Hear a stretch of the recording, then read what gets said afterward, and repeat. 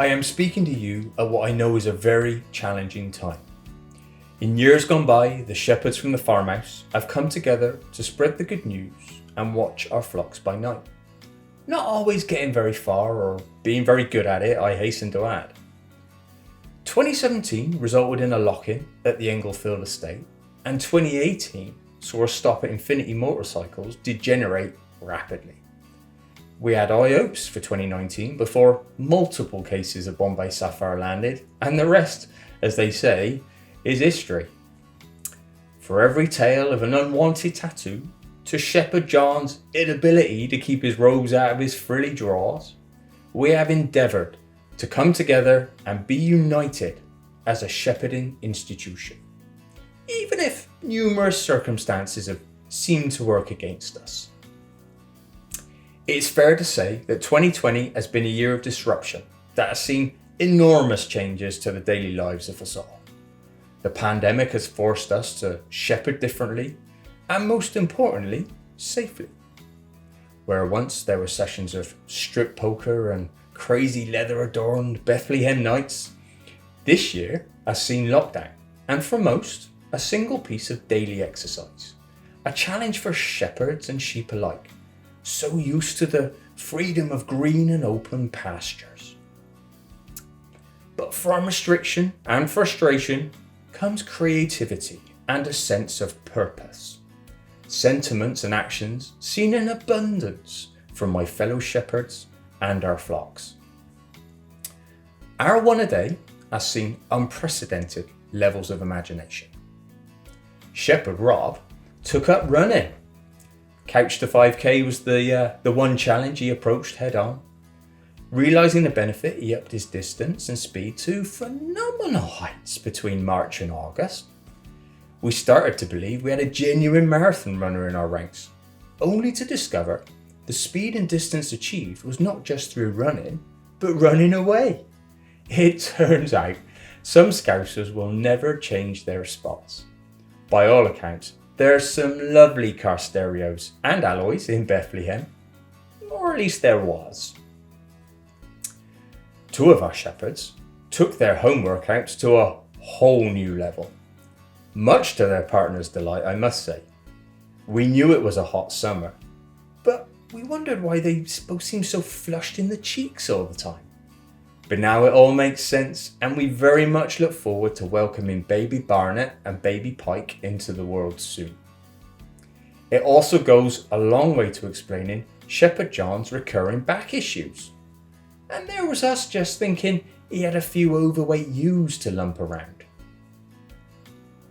And lastly, to the slightly confused shepherds amongst us that have taken the one a day message to heart in a different way, seeing an opportunity to reduce their 5 a day down to a solitary banana supplemented with 2 lines of dairy milk, a Red Bull and a curly whirly.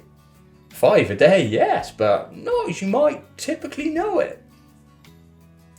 We have seen a stronger sense of community purpose within our shepherd network. For every one of us that's needed a crook repair, to those that have run short of tick treatment, we've experienced commendable community spirit and a willingness to go the extra mile for our fellow shepherd.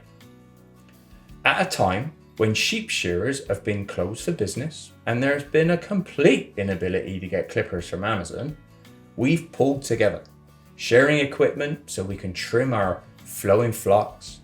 As we all know, there's nothing worse than getting up close and personal with an overly fluffy ewe.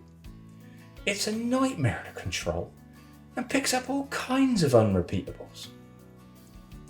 As is usually the case though, one of our more creative shepherds thought he could turn his hand to artistic shearing and got a bit carried away.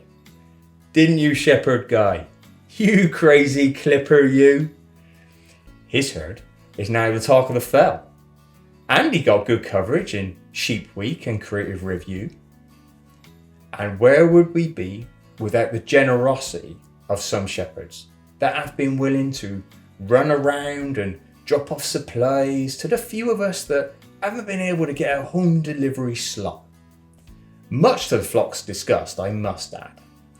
They were getting a bit comfy and a bit cocky when they could see the empty mint sauce jars in the recycling box. But you can always rely on the shepherd network to ensure their supplies are plenty. They're not so brazen out on the fell now, I can assure you. Good to keep them on their hooves, pesky fluff balls. It's been an important year for well-being too. Us shepherds are used to isolation, often wandering for miles alone with the flock, but lockdown brought new challenges for us all. Gone was the freedom, and we had to get used to the confinement of the four fences of our field. Yet again, we saw some impressive efforts from the shepherds to look after each other and, maintain well-being. We've had everything from barn quizzes to deep and meaningful debates on the future of wool, to sending each other small care packages packed full of goodies. I have to be honest, the sandal sanitizer was an absolute godsend, with some things in short supply from the wholesalers. My favourite Jesus creepers were able to walk the sheep on their own. We even set up a little team responsible for keeping spirits up. Well, that was the theory anyway, but the devil's in the detail. And it turns out most thought keeping spirits up meant supporting the consumption of intoxicating liquor. The weekly team meeting became quite an event, so I'm told. I'm also told I was there, but I can't remember a damn thing about it, so I'll have to take their word for it. It wouldn't be right to reflect on this year without touching on the sterling work of the NHS and key workers. The National Healthy Shepherd Service has gone above and beyond to make sure we are all kept safe and well. Their commitment, dedication and teamwork has been outstanding. Often having to work extremely long hours, looking after those shepherds more vulnerable and sick than others, all NHS staff and key workers have been a credit to their profession and truly deserve the recognition they have received. This was most widely recognised on Thursday evenings at 8 p.m. throughout the first lockdown. You could hear clapping and saucepan bashing and air horns echoing across the fells. Even the sheep joined in, contributing 2 minutes of continuous baas to show their appreciation for those legends, keeping people like me and my fellow shepherds alive and well. It really was quite emotional, and it felt like the nation was coming together to applaud the fantastic services we so often take for granted. So, come on, Shepherd Boris, dig deep and reward those superstars. They were there for you when you needed them most, and now they need you in return. Since this time last year, we have also seen some new shepherds join us at the farmhouse. It's like a TARDIS, that place. You wonder where we keep them all, and all those sheep. I'd like to take this opportunity to welcome Shepherd Hannah, or Smiley Shepherd Riley, as we've come to call her. Good God almighty, that girl's got a grin. We genuinely don't know where such a big laugh comes from in such a dainty little fell walker. Impressive stuff it is. Hannah joins us as a senior flock manager. She has a compelling background in flock development, managing some tricky little blighters in the past, but getting them in good shape for market. We're lucky to have her on board, getting to grips with our herd and pulling them into shape. Good luck with some of them though, Han. We've got some unruly ones that might need a little solitary time in their pen. Then there's Shepherd Adam. Now, he's travelled from afar, previously watching his flocks by night in the Scottish Highlands of all places. Adam is a wise shepherd with lots of experience in symphony. I take my keffeya off to him. Anyone that can get sheep to perform in a large orchestra is beyond me. Needless to say, when he came available for flock transfer, we leapt at the opportunity to have him. I mean, I can't understand a word he says, mind you. Talk's a bit funny. I'd also like to welcome Shepherd Buxy and Shepherd Mike. Now, these two shepherds are clever little rascals. They specialise, right, in the dark art of on-fell sheep performance.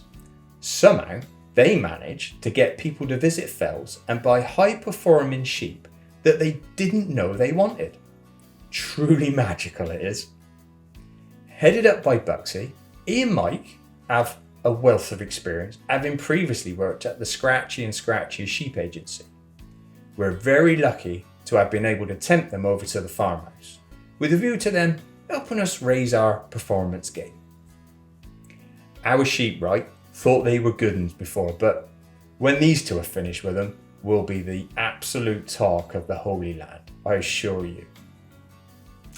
Lastly, it goes without saying that 2020 has been a tough year.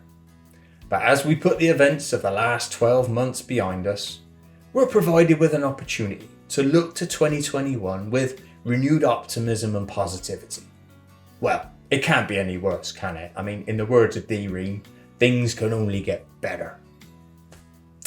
2021 will look different for many of us, whether that's more shepherding from home or the day we don't have to wear a face mask on the fell. For us shepherds from the farmhouse, we hope to be back together, getting up to our crazy antics and spreading the good news like, well, never before. We also know that 2021 will look quite different for us, quite literally. Something new to celebrate the fresh start and to re-energise the flock. Watch this space. To all of you out there that we're fortunate enough to call friends, thank you for your support throughout this year. Shepherd safely and have a very Merry Christmas.